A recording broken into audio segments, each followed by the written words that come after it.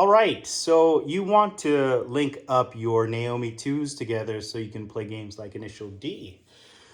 So let's go ahead and get that started. The first thing you will need is this optical cable from the early 2000s, late 90s. Basically, this is the technology that made sound receivers so expensive back in the day. It was how they transferred data, and yeah, it was stupid expensive at the time. I mean, very dependable. Obviously, fiber optics are what make internet faster nowadays. But anyways, that's the technology that was used for the NAOMI 2s. So quite ahead of its time. And so that is the first physical, thing that you'll need regardless of everything else that you see on this board. So what I have here is just this NFC card reader. I got a cable that connects to the NAOMI into what is the middleman here, the WiPi Netboot with the OpenJVS hat. And all that stuff. Again, if you have questions on how to set that up, I will answer those questions for you. But yep, this is what makes this accessible and easy to use. In any case, also in the back here as well, both have the DCDigital mods, which is basically HDMI out. So that's how I'm able to connect this to these two BenQ monitors here.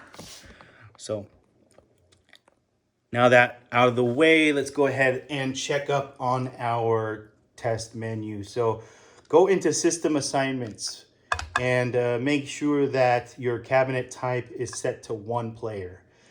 This is pretty much most of the people's problems when even attempting to set up Initial D on their end. They forget that this cabinet is an only 1 player mode.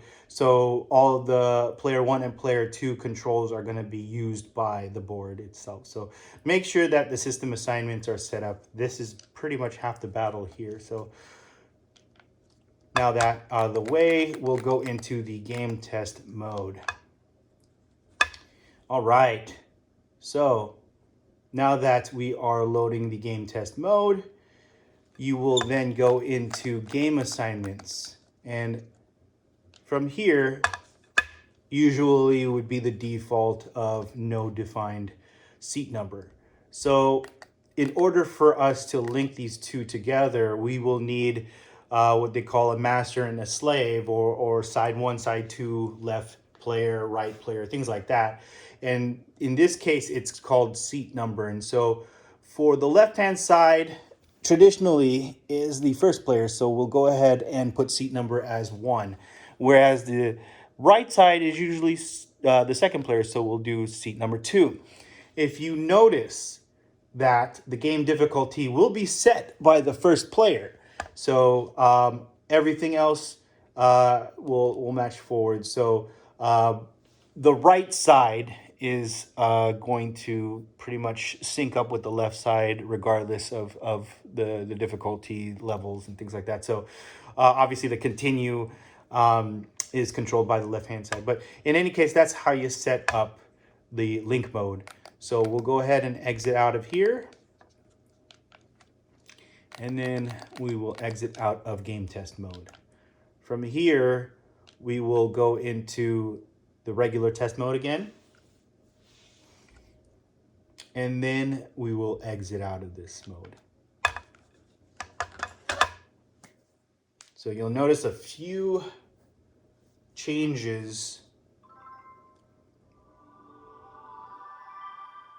once we get that loaded in. So the first change will come up now. Checking network now. So you know that it's already on link up or sync mode. So both are synced up, it looks like. So now it has this card read write initialized. It's basically, if you have that card reader set, you should be able to use that. So it's syncing up that mode.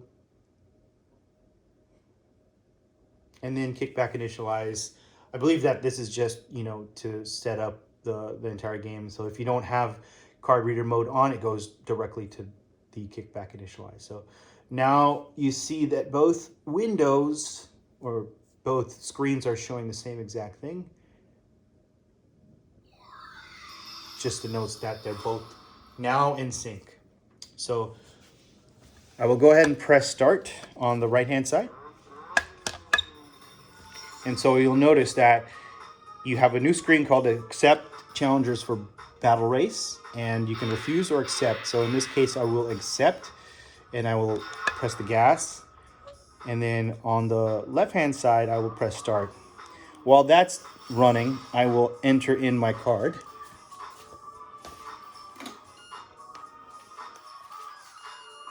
And so now it should be reading the card. And then I'm going to say I'm in. Basically, I'm ready. And then now you can see that it has read all my data from that card. See here, it's on the same on the right hand side. So there you go. And on the left hand side, for purposes just to test this out, I will skip the card purchase and then just go ahead and select my car. So I will go ahead and select the best car in this game, you know, arguably, which is the RX-8. And so you can also see on the right hand side, challenge received. So another note. And then you'll see the splash screen while the other person's waiting. We'll go ahead and pick auto because, you know, just want to get through with all this stuff. So I will go ahead and select no BGM on this side so I don't get strikes for copyright infringement. And then you just select the course. And then now you can see on the right-hand side, the name of the left-hand side, the model of the car, points, all that kind of stuff. So if you do have a separate card with another player, then you'll be able to see, you know, their stats as well. So I'll go ahead and just select these random days and weather. And so now they are in sync mode, which is that splash screen here, getting ready for the race.